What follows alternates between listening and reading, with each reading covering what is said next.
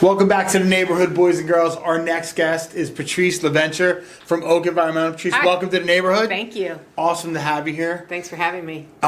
We love the personal stories here. I know you said you watched some stuff. We love to talk about people's journey because every entrepreneur, realtor, all the stuff always has the greatest story.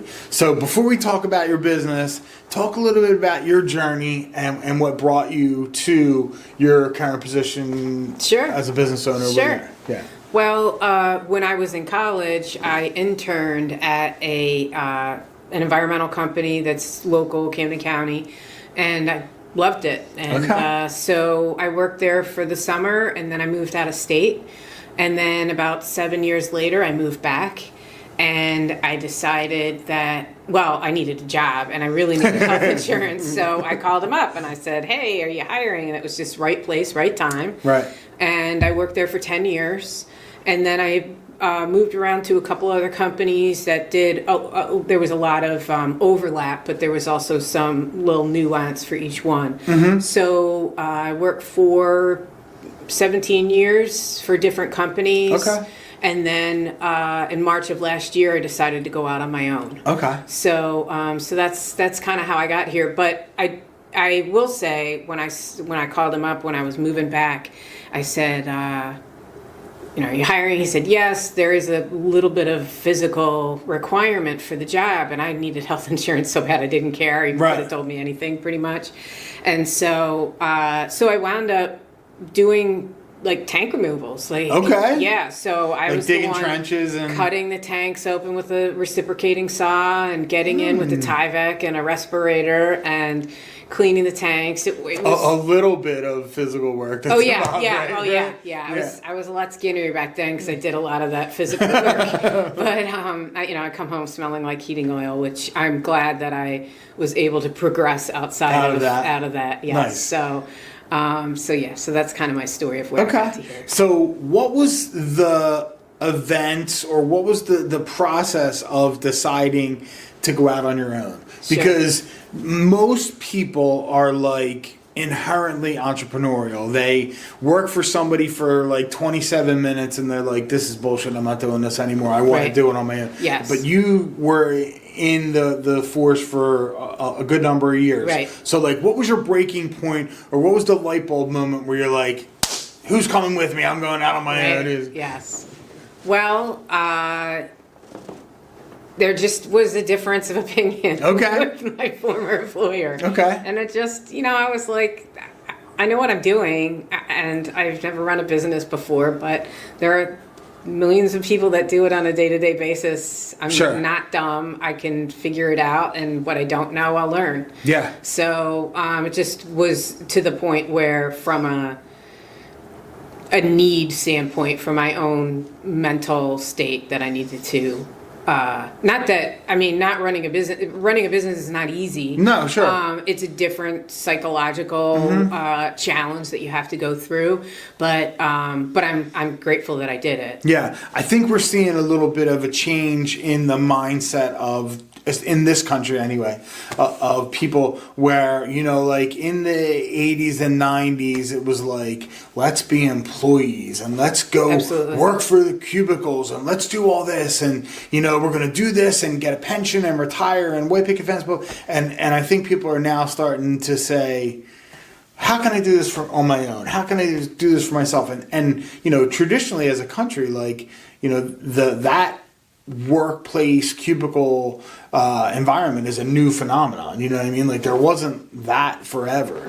Sure. And I think there are a ton of people in your position who are employees who are either at a breaking point or realizing they're making someone a lot of money that is not as educated as them, whatever it could be. So I love seeing that because I have been an entrepreneur my whole life, and I love hearing people start their journey or figuring out how to do this the first time and banging their head against the wall and figuring it out. And you joined a professional group that I'm a part of, the Harvest Network. And how did that come about?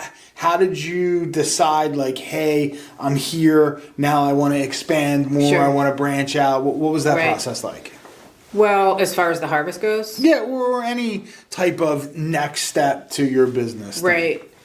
So as far as the harvest goes, I mean, I saw Devin's posts on the various social media outlets, and I just appreciated what he was putting out there. And I also felt like at that point in my journey, I really needed something like that. I had kind of fallen into I gained weight, and from going out and networking 2 to 3 times a day. Yeah. And eating everything like it was, I had some shield around me that was protecting me from. It doesn't? No. They don't have that calorie-free food at all the networking events. And it was like, oh, well, it's here. I should eat it. Yeah. I paid for it. And so I gained weight, and I felt terrible, and I was not. Just didn't feel good, and I had a lot of just physical things, and I thought, I had like blood clots in my legs, and then I thought I had Lyme's disease. And when those 2 things came back, and they were both like, no, I'm like, I'm just fat. I start exercising. Yeah.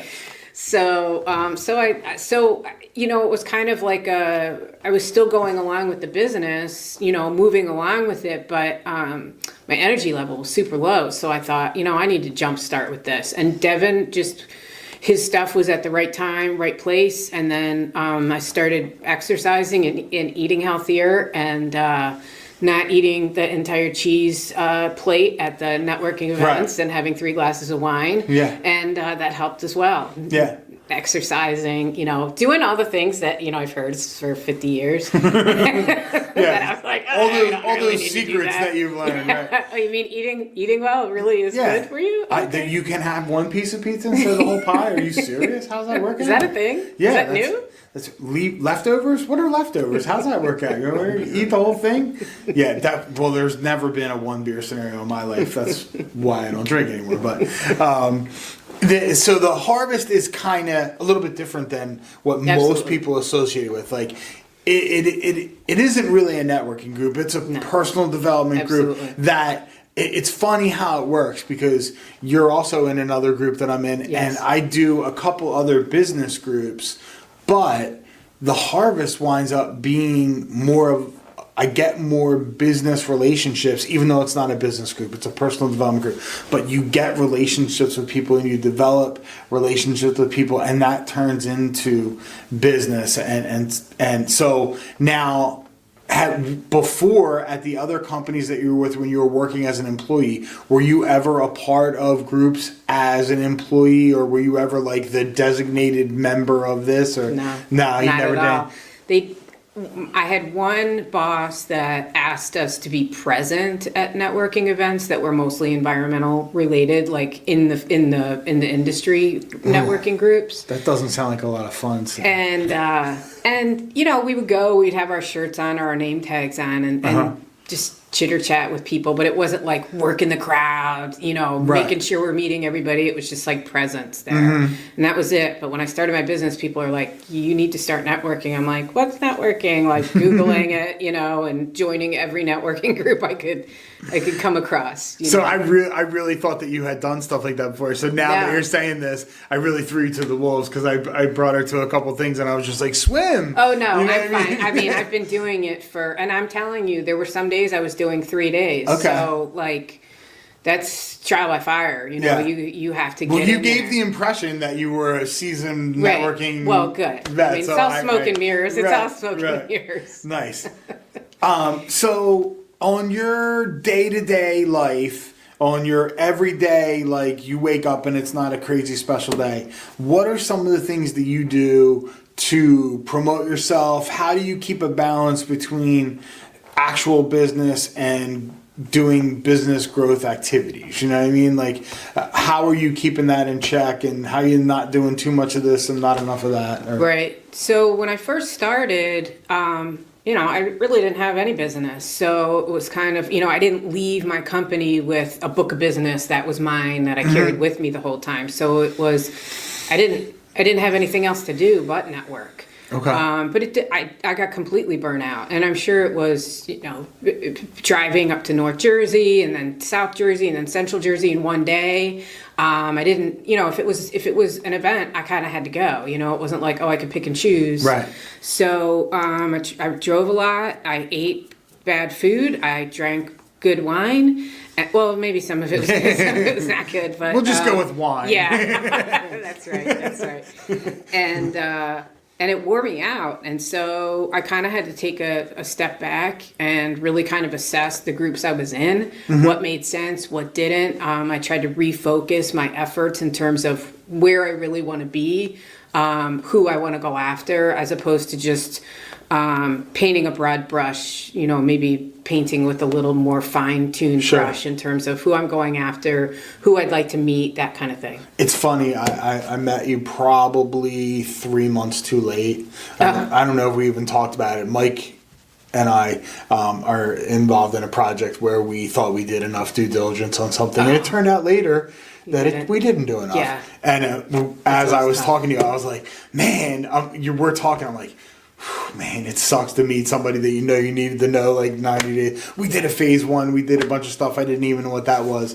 But so that being said, if someone is watching this and they might need your services, like what are some of the basic things that you do and the products and not necessarily products, but the services that you offer at your company? Sure. So it winds up being mostly real estate transaction based services that we offer. A lot of times on the residential side, it's either a tank needs to be removed or the tank has already been removed and they know it leaked, but they weren't happy with their tank removal company. Okay. So they'll reach out and they'll say, I need a remediation. Sometimes I can help them with just sampling out. And writing a report, because the DEP lets you leave a little they let you leave a certain amount of contamination in the ground. Right. So some people don't even need a remediation, even though the tank removal company said, oh, the tank leaked, you need a remediation. Right. And there's some nefarious groups out there that will know because there's a for sale sign in the front of the house. Sure. Or you told them in the course of the conversation that the house is for sale and you need this tank removed, that they'll use that to their advantage, unfortunately. Sure. So I kind of try to come in as like a second opinion kind of person in that regard. And then on the commercial side, like you were saying, I try to help folks that are buying commercial real estate do research on a property to see who's owned it, what they've done there in the past, and what type of risk is associated with environmental stuff. So it could be tanks, hydraulic lifts, any type of hazardous waste or petroleum products. Sure. So whether it's an old gas station that had the tanks removed, or our particular one was there was a town mandate that they had to hook up to the sewer, and they ignored it for years and years and years, and then never told us about it. And when we went to get the permits to take the roof off, they were like, hey, you can't do anything until you hook up to this, that kind of thing. So any type of person that's looking to buy a commercial building, no matter what, should probably always do something like that. Right. Even if it's, you think, oh, well, that never had any hazardous waste. There still could be all types of things to that could happen. Right. Some initial due diligence should be done. Well, it's wise to do it, and it really depends on how much risk that you're willing to take on or how big your pockets are.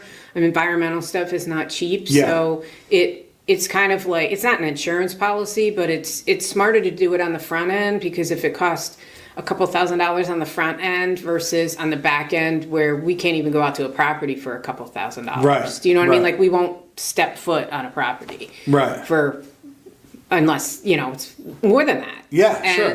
And it's expensive. Like, if you get into remediation, or if you had some soil contamination, you go dig up a tank and you find out that it's leaked. I mean, that's not like hey, we're going to throw some bleach in there and cover it up. Like, exactly. If I'm not mistaken, if you find contamination, you have to notify the DEP. Is that right? Yes. You have to let them know, and then they decide kind of how things go. Pretty much, because the samples will dictate how much contamination is there. There's certain levels that are allowed, and then after that, if it's over that, then you have to address it. Yeah. But as far as like due diligence goes, I mean, we help folks, we can help folks with like a desktop review, or even just some initial research for free. So if there's anybody that's watching this and, you have a client that needs help with a property and you just want me to do some initial assessment, I can do that for free just to help them out, to just say, and then we can talk about it like, these are the risks that you have on this property. A lot of times people think, oh, well, this building's been there for 60 years. Well, what was there 70 years ago? Right. Especially in this area where there's a lot of history. Sure. And there's a lot of industry and a lot of manufacturing. We're 10 seconds away from the Paintworks, which is like the largest super fun site around. Yes. There's all kinds of craziness there, Yes. For sure. All right. I always talk about social media because I always want to get everyone's temperature on that. And I think it's important for anyone who watches this. They probably do some type of social media, so I always want to get a little idea. What type of social media presence do you have? What are you strong at? What are you weak at? What are you looking to improve over the next little bit? Sure. So as a result of the harvest, and Devin kind of pounding that into us, that social media is a very important aspect, and I've finally embraced it in a way that I don't really know why, but I was resistant to it. I guess I just kind of felt like Facebook was for me to keep track of my friends and their kids and my family, and LinkedIn, I watched people post, but I really didn't post a lot. And then Devin's like, you have to do it. You just have to do it. So I'm like, okay, Devin says I have to do it. I'm going to do it. So I'm starting out. Nice. And so I've kind of integrated some of my professional stuff into my Facebook. I don't post as much as I should, but that's definitely something that I'm going to work on. And then I do LinkedIn and then Instagram. Okay. So those are my three that I have. Yeah, it's funny. I was like 2009. I was the person in the office that everyone's like, you're on Facebook all the time. Why are you on Facebook all the time? Blah, blah, blah, blah. And then by like 2014, they're like, hey, can you teach me that Facebook thing? And by then you were a pro. And people are like, oh, I want to keep my stuff private. I don't want everybody to know. I'm like, dude, it's 2023. There's no privacy anymore. If they want to find out the pictures of your kids somewhere, some way, they're going to find out the pictures. So just do it and enjoy the business from it. Yes. So, all right, now we're going to go to the future because we did the past, we did the present. Time clock, August, September 2025. Give me some things on your vision board, on your goal list that you want to accomplish in the next 2 years. Right. So what's so interesting about becoming a business owner is, and coming from the background that I have where I was an employee all my life, I learned that, it's not this magic, rain down of money and your business doesn't just explode. We're open, proceed with the funds, let's go. And so I realize I'm still in the very early stages of the growth aspect of the business. And so I look forward to continuing to grow it and potentially be profitable by 2025. I like that. Nice. Hey. It's actually take a vacation. That's not the craziest thing. Like really, from the old school business things, they would tell you it takes 5 years to make a business profitable. Yes. So that's not crazy. Right. You know what I mean? So awesome. Yeah. Patrice, thank you so much for coming in. Thank you. We will be right back with the next guest on Mr. Mortgage's Neighborhood.